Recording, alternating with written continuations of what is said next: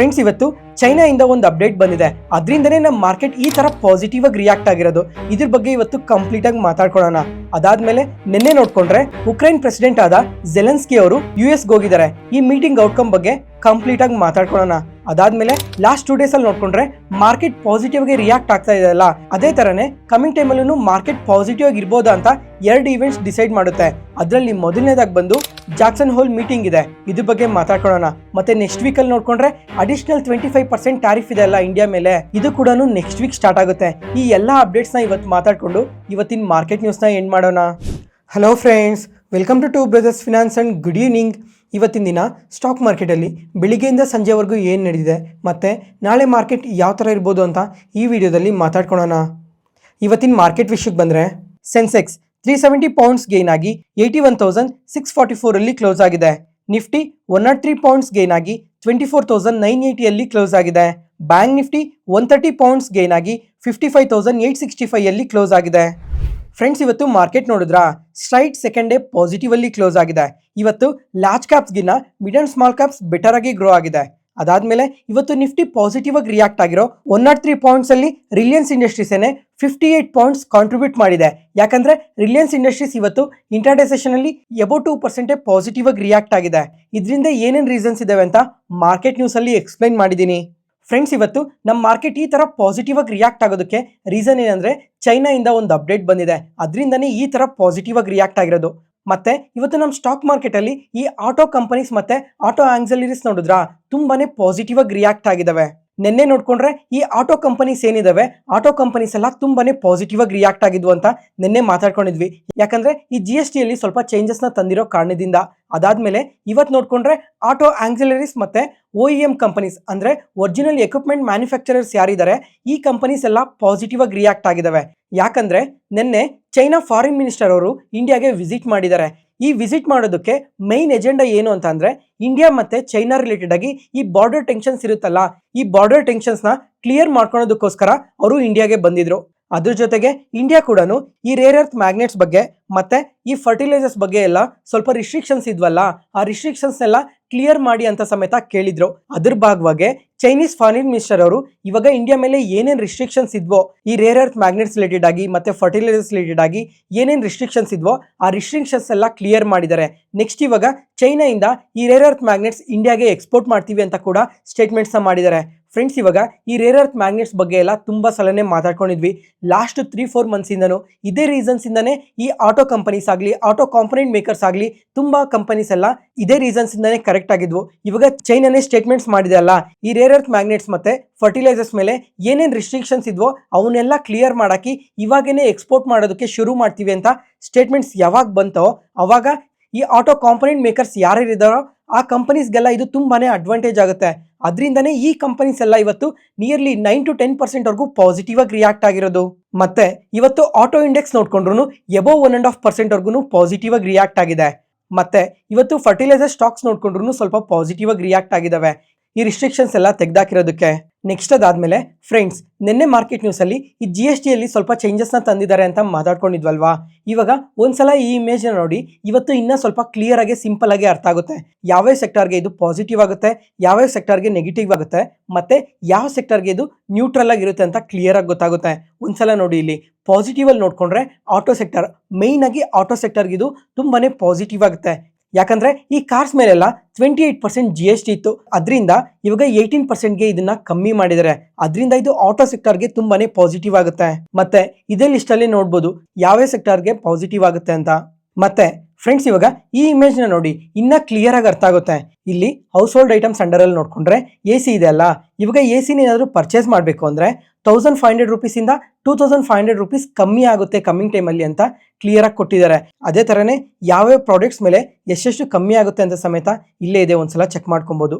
ಅದರಲ್ಲಿ ಮೈನ್ ಆಗಿ ನೋಡ್ಕೊಂಡ್ರೆ ಆಟೋಮೊಬೈಲ್ಸ್, ನಾನೇನಕ್ಕೆ ಈ ಆಟೋ ಸೆಕ್ಟರ್ ರಿಲೇಟೆಡ್ ಆಗಿ ಇಷ್ಟು ಪಾಸಿಟಿವ್ ಆಗಿ ಮಾತಾಡ್ತಾ ಇದೀನಿ ಅಂತ ಇಲ್ಲೇ ಗೊತ್ತಾಗುತ್ತೆ ನೋಡಿ, ಎಷ್ಟು ಟ್ಯಾಕ್ಸಸ್ ಕಮ್ಮಿ ಆಗುತ್ತೆ ಅಂತ.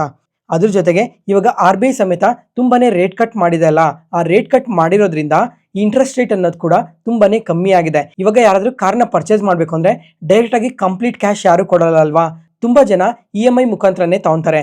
EMI ಮುಖಾಂತರ ತಗೊಬೇಕಾದ್ರೆ ಇವಾಗ GST ಇಂದ ರೇಟ್ಸ್ ಕೂಡ ಕಮ್ಮಿ ಆಗಿರ್ತವೆ. ಅದ್ರ ಜೊತೆಗೆ ಇಂಟ್ರೆಸ್ಟ್ ರೇಟ್ ಕೂಡ ಕಮ್ಮಿ ಆಗಿರೋದ್ರಿಂದ ಇದು ಕಸ್ಟಮರ್ಸ್ಗೆ ತುಂಬಾನೇ ಬೆನಿಫಿಟ್ ಆಗುತ್ತೆ. ಅದರಿಂದನೇ ಆಟೋ ಸೆಕ್ಟರ್ ಈ ತರ ಪಾಸಿಟಿವ್ ಆಗಿ ರಿಯಾಕ್ಟ್ ಆಗ್ತಾ ಇರೋದು. ಮತ್ತೆ ಇವಾಗ ಇದೆಲ್ಲ ಯಾವಾಗಿಂದ ಶುರು ಆಗುತ್ತೆ ಅಂದ್ರೆ ಈ ಇಯರ್ ದಿವಾಲಿಯಿಂದ ಶುರು ಆಗುತ್ತೆ. ಇವಾಗ ಫೆಸ್ಟಿವಲ್ ಸೀಸನ್ ಅಲ್ಲಿ ಪ್ರತಿ ವರ್ಷ ಆಟೋ ಸೇಲ್ಸ್ ಅನ್ನೋದು ತುಂಬಾನೇ ಇನ್ಕ್ರೀಸ್ ಆಗುತ್ತೆ. ಯಾಕಂದ್ರೆ ಈ ಆಟೋ ಕಂಪನೀಸ್ ಏನಿದಾವೆ ಈ ಫೆಸ್ಟಿವಲ್ ಸೀಸನ್ ಸೇಲ್ಸ್ ಬೂಸ್ಟ್ ಮಾಡೋದಕ್ಕೋಸ್ಕರ ತುಂಬಾನೇ ಡಿಸ್ಕೌಂಟ್ಸ್ ನೆಲ್ಲ ಅನೌನ್ಸ್ ಮಾಡ್ತಾರೆ. ಈ ಎಲ್ಲ ಓವರ್ ಆಲ್ ಪಾಸಿಟಿವ್ ಅಪ್ಡೇಟ್ಸ್ ಏನಿದಾವೆ ಅದರಿಂದನೇ ಈ ಆಟೋ ಸೆಕ್ಟರ್ ಈ ತರ ಪಾಸಿಟಿವ್ ಆಗಿ ರಿಯಾಕ್ಟ್ ಆಗ್ತಾ ಇರೋದು. ನೋಡೋಣ ಈ ಅಕ್ಟೋಬರ್ ಅಲ್ಲಿ ಯಾವ ತರ ಸೇಲ್ಸ್ ನ ಪೋಸ್ಟ್ ಮಾಡ್ತಾರೆ ಪ್ರತಿಯೊಂದು ಕಂಪನಿನೂ ಅಂತ. ಒಂದ್ ವೇಳೆ ಕಮಿಂಗ್ ಟೈಮಲ್ಲಿ ಸೇಲ್ಸ್ ಏನಾದರೂ ಪಾಸಿಟಿವ್ ಆಗಿ ಗ್ರೋ ಆಗಲಿಲ್ಲ ಅಂದ್ರೆ ಕಮಿಂಗ್ ಟೈಮಲ್ಲಿ ಈ ಲಾಸ್ಟ್ 2 ಡೇಸ್ ಅಲ್ಲಿ ಏನ್ ಪಾಸಿಟಿವ್ ಆಗಿ ಗ್ರೋ ಆಗಿದೆಯೋ ಅದೆಲ್ಲ ಕರೆಕ್ಟ್ ಆಗೋ ಚಾನ್ಸಸ್ ಕೂಡ ತುಂಬಾನೇ ಜಾಸ್ತಿ ಇದೆ. ಇದನ್ನ ನಾನೇನು ಕೇಳ್ತಾ ಇದ್ದೀನಿ ಅಂದ್ರೆ ಲಾಸ್ಟ್ ಇಯರೇ ನಾವು ಪ್ರತಿಯೊಬ್ಬರೂ ಎಕ್ಸ್ಪೀರಿಯನ್ಸ್ ಮಾಡಿದೀವಿ. ಈ ಫೆಸ್ಟಿವಲ್ ಸೀಸನ್ ಅಲ್ಲಿ ಸೇಲ್ಸ್ ಏನಾದರೂ ಡ್ರಾಪ್ ಆದ್ರೆ ಅದ್ರ ಇಂಪ್ಯಾಕ್ಟ್ ಯಾವ ತರ ಇರುತ್ತೆ ನೆಕ್ಸ್ಟ್ 2 to 3 months ವರ್ಗೂನು ಅಂತ. ಅದಕ್ಕೋಸ್ಕರ ನೆಕ್ಸ್ಟ್ ಇವಾಗ ಈ ಪೀಸ್ ಡೀಲ್ ಬಗ್ಗೆ ಮಾತಾಡ್ಕೊಳ್ಳೋಣ. ನಿನ್ನೆ ನೋಡ್ಕೊಂಡ್ರೆ ಉಕ್ರೇನ್ ಪ್ರೆಸಿಡೆಂಟ್ ಆದ ಜೆಲೆನ್ಸ್ಕಿ ಅವರು ಮತ್ತೆ ಇನ್ನ ಸ್ವಲ್ಪ ಯುರೋಪಿಯನ್ ಕಂಟ್ರೀಸ್ ನ ಪ್ರೆಸಿಡೆಂಟ್ಸ್ ಎಲ್ಲ US ಗೆ ವಿಸಿಟ್ ಮಾಡಿದ್ದಾರೆ. ಇವಾಗ ಈ ಮೀಟಿಂಗ್ ಅಲ್ಲಿ ಏನ್ ಔಟ್ಕಮ್ ಬಂದಿದೆ ಅಂತ ನೋಡ್ಕೊಂಡ್ರೆ ಇವಾಗ ಡೊನಾಲ್ಡ್ ಟ್ರಂಪ್ ಅವರು ಹೇಳಿರೋ ಪ್ರಕಾರ ಎಲ್ಲಾನು ಪಾಸಿಟಿವ್ ಗೆ ನಡೀತಾ ಇದೆ. ಅತಿ ಶೀಘ್ರದಲ್ಲೇನೆ ಪೀಸ್ ಡೀಲ್ ಸೈನ್ ಆಗೋ ಚಾನ್ಸಸ್ ಕೂಡ ತುಂಬಾ ಜಾಸ್ತಿ ಇದೆ ಅಂತ ಮೆನ್ಷನ್ ಮಾಡಿದ್ದಾರೆ. ಮತ್ತೆ ಇವಾಗ ಡೊನಾಲ್ಡ್ ಟ್ರಂಪ್ ಅವ್ರು ನೋಡ್ಕೊಂಡ್ರೆ ನಾನು ಈಗಲೇ ಪೀಸ್ ಡೀಲ್ಗೆ ಇಬ್ಬರತ್ರನೂ ಸೈನ್ ಮಾಡಿಸೋದಕ್ಕೂ ನಾನು ರೆಡಿ ಇದ್ದೀನಿ, ಆದರೆ ಅವ್ರಿನ್ನೂ ಒಪ್ಕೊಂಡು ಕ್ಲಿಯರಾಗಿ ಸೈನ್ ಮಾಡಲಿ ಅಂತ ವೆಯ್ಟ್ ಮಾಡ್ತಾ ಇದ್ದೀನಿ ಅಂತ ಸಮೇತ ಮೆನ್ಷನ್ ಮಾಡಿದ್ದಾರೆ. ಅದ್ರ ಜೊತೆಗೆ ಇವಾಗ ಪುಟಿನ್ ಅವ್ರ ಹತ್ರನೂ ಮಾತಾಡಿದಾರಲ್ಲ, ಅದಾದ್ಮೇಲೆ ಜೆಲೆನ್ಸ್ಕಿ ಅವ್ರ ಹತ್ರನೂ ಮಾತಾಡಿದ್ದಾರೆ. ಇವಾಗ ಇವರಿಬ್ಬರನ್ನೂ ಕರ್ಕೊಂಡು ಇನ್ನೊಂದ್ಸಲ ಮೀಟಿಂಗ್ ಮಾಡ್ತಾರೆ. ಈ ಮೀಟಿಂಗಲ್ಲಿ ಇಬ್ಬರೂ ಒಪ್ಕೊಂಡು ಪೀಸ್ ಡೀಲ್ಗೆ ಸೈನ್ ಮಾಡಿದ್ರೆ ಅದು ತುಂಬಾನೇ ಪಾಸಿಟಿವ್ ಆಗುತ್ತೆ. ಅದ್ರ ಜೊತೆಗೆ ನಮ್ಮ ಇಂಡಿಯಾ ರಿಲೇಟೆಡ್ ಆಗಿ ನೋಡ್ಕೊಂಡ್ರು ಇದು ಪಾಸಿಟಿವ್ ಆಗುತ್ತೆ.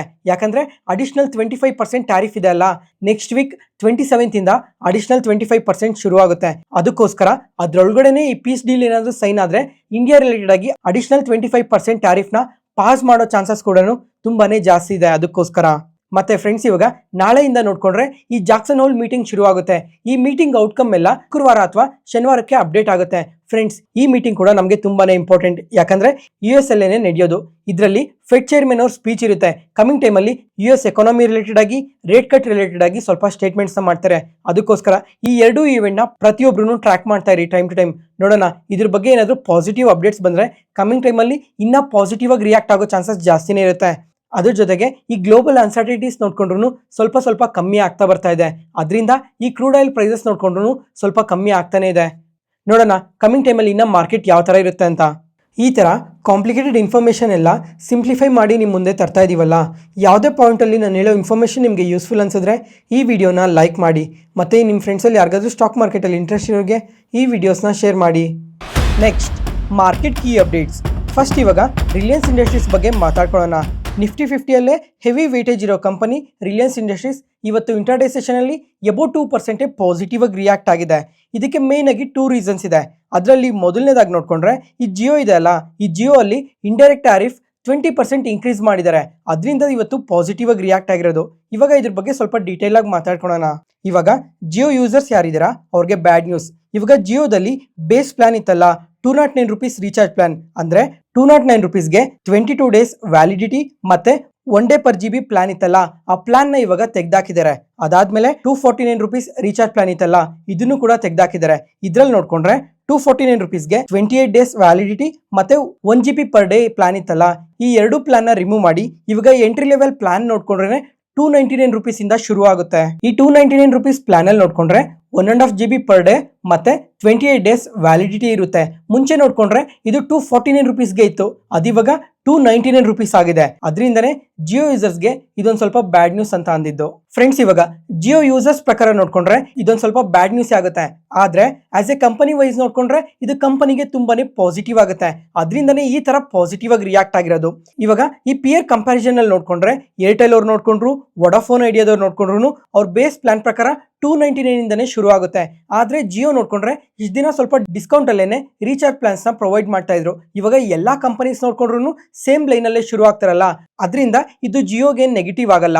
ಅದ್ರ ಜೊತೆಗೆ ಇವಾಗ ಪ್ರೈಸಸ್ ನ ಇನ್ಕ್ರೀಸ್ ಮಾಡಿರೋ ಕಾರಣದಿಂದ ಕಮಿಂಗ್ ಕ್ವಾರ್ಟರ್ಸ್ ಅಲ್ಲಿ ಈ ಕಂಪನಿಗೆ ಅಡಿಷನಲ್ ಆಗಿ ರೆವಿನ್ಯೂಸ್ ಬರುತ್ತೆ, ಆರ್ಪು ಕೂಡ ಇನ್ಕ್ರೀಸ್ ಆಗುತ್ತೆ. ಆರ್ಪು ಅಂದ್ರೆ ಆವರೇಜ್ ರೆವೆನ್ಯೂ ಪರ್ ಯೂಸರ್ ಕೂಡ ಇನ್ಕ್ರೀಸ್ ಆಗುತ್ತೆ. ಅದರಿಂದ ಟ್ಯಾರಿಫ್ ಇನ್ಕ್ರೀಸ್ ಮಾಡಿರೋ ನ್ಯೂಸ್ ಇದು ರಿಲಯನ್ಸ್ ಇಂಡಸ್ಟ್ರೀಸ್ಗೆ ಇದು ಪಾಸಿಟಿವ್ ಆಗುತ್ತೆ. ಮತ್ತೆ ಫ್ರೆಂಡ್ಸ್, ಇವಾಗ ಈ ಟ್ಯಾರಿಫ್ ರಿಲೇಟೆಡ್ ಆಗಿ ನನ್ನ ಒಪಿನಿಯನ್ ಶೇರ್ ಮಾಡ್ತೀನಿ ನೋಡಿ. ಈ ರೀಸೆಂಟ್ ಟೈಮಲ್ಲಿ ನೋಡ್ಕೊಂಡ್ರೆ ಅಂದ್ರೆ ಲಾಸ್ಟ್ 1 year ಇಂದ ನೋಡ್ಕೊಂಡ್ರೆ ಈ ಜಿಯೋ ರೀಚಾರ್ಜ್ ಪ್ಲಾನ್ಸ್ ಅಲ್ಲಿ ತುಂಬಾನೇ ಚೇಂಜಸ್ ನ ತಂದಿದ್ದಾರೆ. ಅಂದ್ರೆ ಪ್ರೈಸಸ್ ನೋಡ್ಕೊಂಡ್ರೆ ಕಂಟಿನ್ಯೂಸ್ ಆಗಿ ಇನ್ಕ್ರೀಸ್ ಮಾಡ್ತಾ ಇದಾರೆ. ಇವಾಗ ಸಾಮಾನ್ಯ ಜನರು ನೋಡ್ಕೊಂಡ್ರೆ ಪ್ರತಿ ರೀಚಾರ್ಜ್ ಪ್ಲಾನ್ ಅನ್ನು ಕಂಪೇರ್ ಮಾಡ್ಕೊಂತಾರೆ, ಯಾವ್ದು ಕಮ್ಮಿ ಪ್ರೈಸ್ ಅಲ್ಲಿ ಇದೆ, ಯಾವ್ದು ನಮಗೆ ಸೂಟ್ ಆಗುತ್ತೆ ಅಂತ ಪ್ರತಿಯೊಂದನ್ನು ಚೆಕ್ ಮಾಡ್ಕೊಂತಾರೆ. ಚೆಕ್ ಮಾಡ್ಕೊಂಡ್ಮೇಲೆ ರೀಚಾರ್ಜ್ ಮಾಡ್ಕೊಂತಾರೆ. ಆದ್ರೆ ಇವಾಗ ರೀಸೆಂಟ್ ಆಗಿ ಜಿಯೋದವ್ರು ನೋಡ್ಕೊಂಡ್ರೆ ಯಾವ್ದು ಕಮ್ಮಿ ಪ್ರೈಸ್ ಅಲ್ಲಿ ಇದೆ, ಯಾವ್ದು ಜನಗಳಿಗೆ ತುಂಬಾ ಉಪಯೋಗ ಆಗ್ತಾ ಇದೆ ಅಂತ ಪ್ಲಾನ್ಸ್ ನೆಲ್ಲಾನು ತುಂಬಾನೇ ರಿಮೂವ್ ಮಾಡಿದ್ದಾರೆ. ಎಕ್ಸಾಂಪಲ್, ಇವಾಗ ಬೇಸ್ ಪ್ಲಾನ್ ಏನಿದೆ ಆ ಬೇಸ್ ಪ್ಲಾನ್ ನ ರಿಮೂವ್ ಮಾಡಿದ್ರಲ್ವಾ, ಅದಾದ್ಮೇಲೆ ಇನ್ನೊಂದು ಪ್ಲಾನ್ ಇತ್ತು 495 rupeesಗೆ 84 days ಪ್ಲಾನ್ ಇತ್ತು, ಆ ಪ್ಲಾನ್ ನ ಕೂಡ ರಿಮೂವ್ ಮಾಡಿದ್ದಾರೆ. ಅದಾದ್ಮೇಲೆ 49 rupeesಗೋ ಅಥವಾ 50 rupeesಗೋ 6 GB ಡೇಟಾ ಕೂಡ ಪ್ರೊವೈಡ್ ಮಾಡ್ತಾ ಇದ್ರು, ಈ ಡೇಟಾ ಪ್ಲಾನ್ ನ ಕೂಡ ರಿಮೂವ್ ಮಾಡಿದ್ದಾರೆ. ಈ ತರ ನೋಡ್ಕೊಂತ ಹೋದ್ರೆ ತುಂಬಾನೇ ಚೇಂಜ್ ಮಾಡಿದ್ದಾರೆ ರೀಸೆಂಟ್ ಆಗಿ. ಜನಗಳಿಗೆ ಯಾವ್ದು ಉಪಯೋಗ ಆಗುತ್ತೋ ಆ ತರ ಪ್ಲಾನ್ಸ್ನೆಲ್ಲ. ಇದ್ರ ಬಗ್ಗೆ ನಿಮ್ಮ ಒಪಿನಿಯನ್ ಕೂಡ ಕಮೆಂಟ್ ಸೆಕ್ಷನ್ ಅಲ್ಲಿ ಕಮೆಂಟ್ ಮಾಡಿ. ಜೊತೆಗೆ ನೀವೇನಾದ್ರೂ ಜಿಯೋ ಯೂಸರ್ ಅಲ್ವಾ ಅಂತ ಸಮೇತ ಕಮೆಂಟ್ ಮಾಡಿ.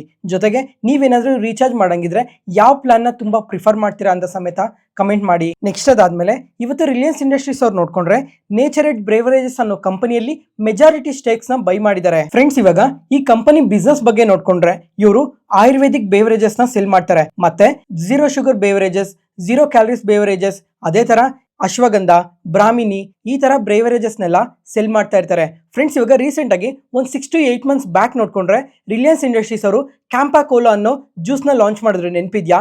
ಇದ್ರ ಸೇಲ್ಸ್ ನೋಡ್ಕೊಂಡ್ರೆ ರ್ಯಾಪಿಡ್ ಆಗಿ ಗ್ರೋ ಆಯ್ತು. ಈ ಕ್ಯಾಂಪಾ ಕೋಲಾ ಇಂದ ನೋಡ್ಕೊಂಡ್ರೆ ಕೋಟಿಗಳಲ್ಲಿ ರೆವೆನ್ಯೂಸ್ ಬಂತು. ಅದಾದ್ಮೇಲೆ ಇವಾಗ ನೋಡ್ಕೊಂಡ್ರೆ ಆಯುರ್ವೇದ ಜ್ಯೂಸ್ ರಿಲೇಟೆಡ್ ನ ಸೇಲ್ ಮಾಡೋ ಕಂಪನಿಯಲ್ಲಿ ಸ್ಟೇಕ್ಸ್ ನ ಬೈ ಮಾಡಿದ್ರಲ್ಲ, ನೋಡ್ಬೇಕು ಕಮಿಂಗ್ ಟೈಮ್ ಅಲ್ಲಿ ಈ ಕಂಪನಿನು ಯಾವ ತರ ಸೇಲ್ಸ್ ನ ಪೋಸ್ಟ್ ಮಾಡ್ತಾರೆ, ರಿಲಯನ್ಸ್ ಇಂಡಸ್ಟ್ರೀಸ್ ಅವರು ಇದನ್ನ ಯಾವ ತರ ಮುಂದಕ್ಕೆ ತಗೊಂಡು ಹೋಗ್ತಾರೆ, ಮತ್ತೆ ಸೇಲ್ಸ್ ಅಲ್ಲಿ ಯಾವ ತರ ಸಪೋರ್ಟ್ ಮಾಡ್ತಾರೆ, ಅದರಿಂದ ಓವರ್ ಆಲ್ ಗ್ರೋತ್ ಯಾವ ತರ ಇರುತ್ತೆ ಅಂತ ನೆಕ್ಸ್ಟ್ ಕ್ವಾರ್ಟರ್ಸ್ ಅಲ್ಲಿ ನೋಡ್ಬೇಕು.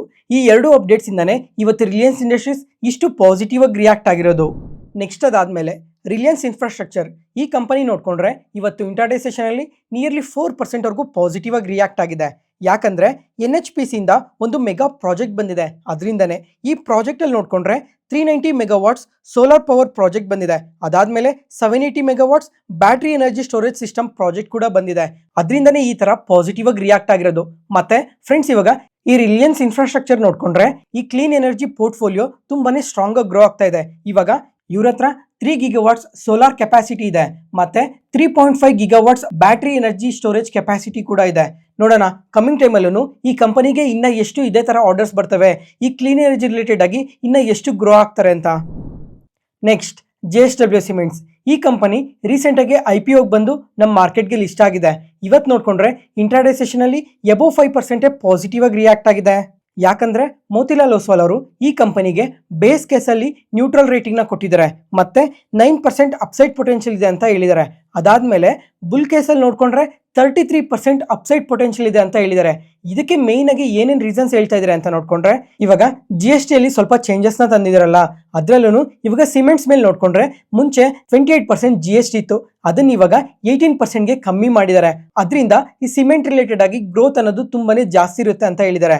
ಅದಾದ್ಮೇಲೆ ರೀಸೆಂಟ್ ಆಗಿ ನೋಡ್ಕೊಂಡ್ರೆ RBI ಅವರು ಕಂಟಿನ್ಯೂಸ್ ಆಗಿ ಇಂಟ್ರೆಸ್ಟ್ ರೇಟ್ ನ ಕಟ್ ಮಾಡ್ತಾನೆ ಬರ್ತಾ ಇದಾರಲ್ಲ, ಅದರಿಂದ ಈ ಇನ್ಫ್ರಾಸ್ಟ್ರಕ್ಚರ್ ರಿಲೇಟೆಡ್ ಆಗಿ ಒಳ್ಳೆ ಗ್ರೋತ್ ನ ಎಕ್ಸ್ಪೆಕ್ಟ್ ಮಾಡಬಹುದು ಕಮಿಂಗ್ ಟೈಮ್ ಅಲ್ಲಿ ಅಂತ ಮೆನ್ಷನ್ ಮಾಡಿದ್ದಾರೆ. ಅದ್ರ ಜೊತೆಗೆ ಇವಾಗ ಎಲ್ಲಾ ಕಡೆ ಮಳೆ ನೋಡ್ಕೊಂಡ್ರು ತುಂಬಾನೇ ಚೆನ್ನಾಗಿ ಆಗ್ತಾ ಇದೆ.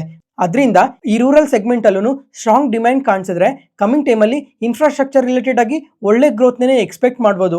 ಅದರಿಂದನೇ ಇವಾಗ ಬುಲ್ ಕೇಸಲ್ಲಿ 33% ಅಪ್ಸೈಡ್ ಪೊಟೆನ್ಷಿಯಲ್ ಇದೆ ಅಂತ ಹೇಳಿರೋದು.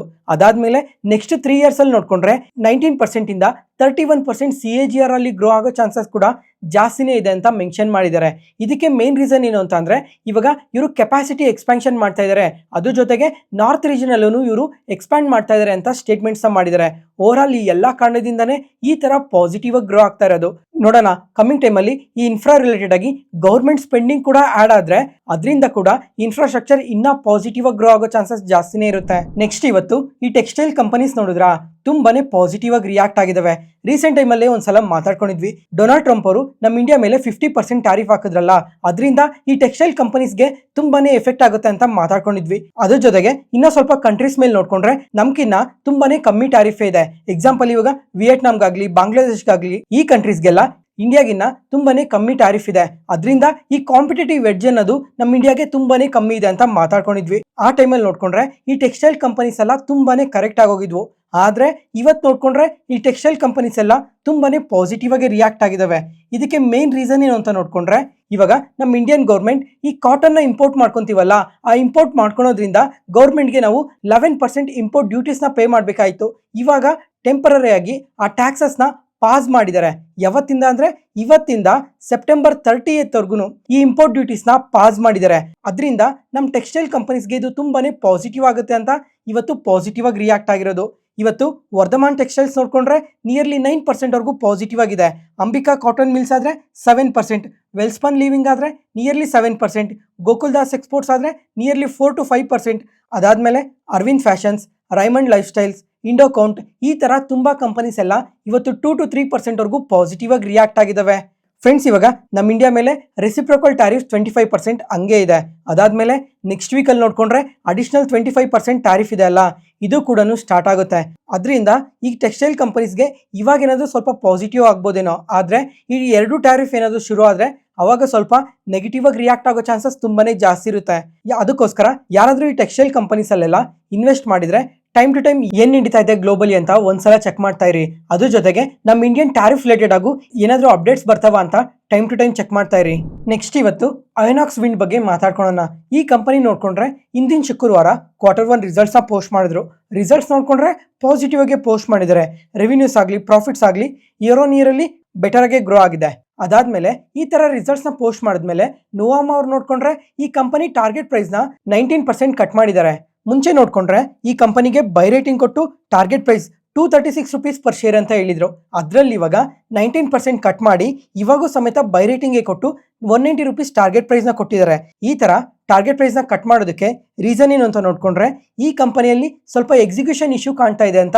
ಇವಾಗ ಎಕ್ಸಿಕ್ಯೂಷನ್ ಇಶ್ಯೂ ಏನು ಕಾಣ್ತಾ ಇದೆ ಅಂತ ನೋಡ್ಕೊಂಡ್ರೆ, ಈ Q1 ಅಲ್ಲಿ 180 ಮೆಗಾವಾಟ್ಸ್ ಎಕ್ಸಿಕ್ಯೂಟ್ ಮಾಡ್ತಾರೆ ಅಂತ ಅನ್ಕೊಂಡಿದ್ರು. ಆದ್ರೆ ಈ ಕ್ವಾರ್ಟರ್ ಅಲ್ಲಿ ಬರೀ 146 ಮೆಗಾವಾಟ್ಸ್ ಮಾತ್ರನೇ ಎಕ್ಸಿಕ್ಯೂಟ್ ಮಾಡಿದ್ದಾರೆ. ಅದಾದ್ಮೇಲೆ ಈ ಎಕ್ಸಿಕ್ಯೂಷನ್ ಸ್ಲೋ ಡೌನ್ ಅಂತ ಇರೋ ಕಾರಣದಿಂದ ಈ ತರ ಟಾರ್ಗೆಟ್ ಪ್ರೈಸ್ ನ ಕಟ್ ಮಾಡಿದ್ದಾರೆ. ಅದರಿಂದನೇ ನಿನ್ನೆ ಮಾರ್ಕೆಟ್ ತುಂಬಾ ಪಾಸಿಟಿವ್ ಆಗಿ ರಿಯಾಕ್ಟ್ ಆಗಿದ್ರು ಸಮೇತ ಈ ಕಂಪನಿ ಸ್ವಲ್ಪ ನೆಗೆಟಿವ್ ಆಗಿ ರಿಯಾಕ್ಟ್ ಆಗಿದ್ದು.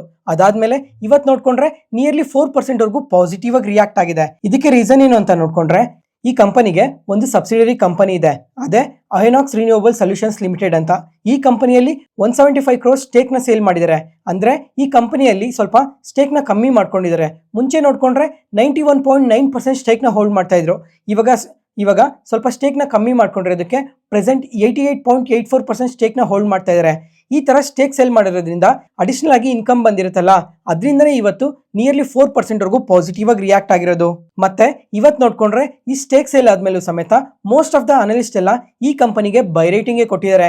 ಇವಾಗ ಆಕ್ಸಿಸ್ ಸೆಕ್ಯೂರಿಟೀಸ್ ಅವ್ರು ನೋಡ್ಕೊಂಡ್ರೆ ಬೈ ರೇಟಿಂಗ್ ಕೊಟ್ಟು ₹190 ಪರ್ ಶೇರ್ ಅಂತ ಟಾರ್ಗೆಟ್ ಪ್ರೈಸ್ ನ ಕೊಟ್ಟಿದ್ದಾರೆ. ಅಂದ್ರೆ 39% ಅಪ್ಸೈಡ್ ಪೊಟೆನ್ಷಿಯಲ್ ಇದೆ ಅಂತ ಹೇಳಿರೋದು.